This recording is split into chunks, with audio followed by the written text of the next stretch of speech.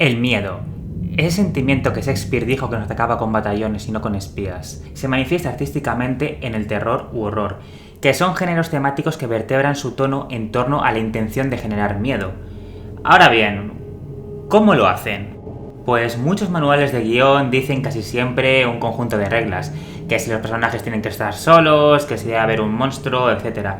Sin embargo, me parece que son reglas que se olvidan parcialmente de una serie de reglas narrativas a nivel general. Así que este vídeo no irá de cine de terror u horror, lo siento por los que lo esperabais, sino que más bien intentaré diseccionar 3 pilares del género aplicables a todas las disciplinas narrativas, ya sean cómics, videojuegos, novelas o teatro. Estas 3 características han surgido tras leer algunos libros sobre el tema. A ver, creo que son mías, pero puede ser que alguien las dijera antes que yo, con una nomenclatura diferente, en cuyo caso házmelo saber. En fin, que yo que sé, que a lo mejor lo dijo alguien antes que yo, joder. Empecemos. El terror considero que debe cumplir 3 puntos. Estos son aislamiento, contradicción y abismo. El aislamiento es el más común. Es el que aparece en manuales de guión como Salva al gato. Manual que no recomiendo para nada. Normalmente tendemos a pensar que una película o cómic o novela que no ponga al personaje aislado o vulnerable no lo está haciendo del todo bien, ¿vale? Y supongo que en parte es correcto. Pero debe haber algo más dentro de la definición de soledad. Somos seres sociales, buscamos constantemente que el semejante nos reconozca. Entonces, perder ese vínculo de manera plena nos supone una ruptura con la propia característica intrínseca del ser humano que nos define. ¿Cómo conseguir esto? Pues a mi juicio hay 2 tipos de aislamiento, el interno y el externo.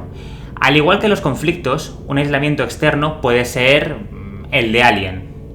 En Alien están atrapados en el espacio y no pueden salir todos corriendo y pedir ayuda, eso es evidente. Pero, ¿qué es el aislamiento interno? El aislamiento interno es, por ejemplo, el del exorcista. La madre y toda la familia pueden dejar a la niña en un manicomio y la casa puede pasar a convertirse en un lugar seguro. ¿Qué problema hay? Que la madre y los trabajadores de la casa se niegan a ello porque adoran a la angelical niña y no la van a meter con un grupo de pirados. Se aíslan con el mal por razones de conflicto interno.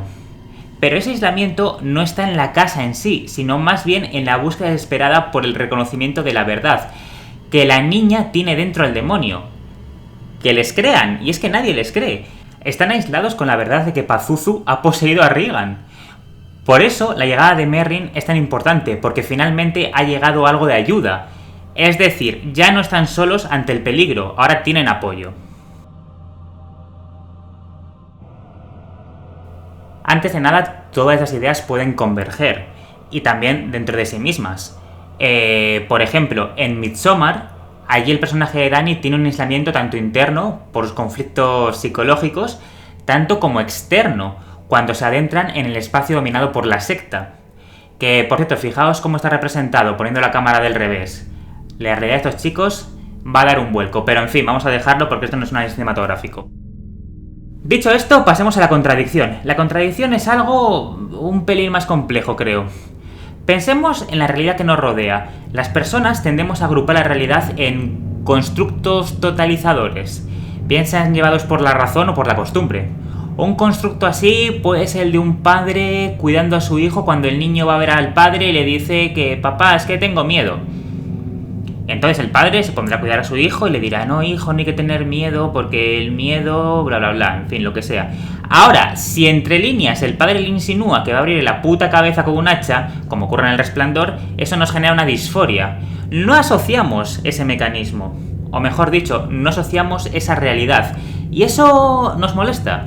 Hasta el punto que debido a esto surgen cosas en la vida real como el autobús de hazte oír, ¿no? Eso sí que da miedo. Pues esto es un poco lo mismo. Ahora bien, este concepto también puede ser por formas visuales, maneras visuales, como por ejemplo en Psicosis, que nos sorprenda el final, que la madre esté muerta y que tenga su cadáver rondando por la casa, porque no es una construcción de la realidad para nada habitual.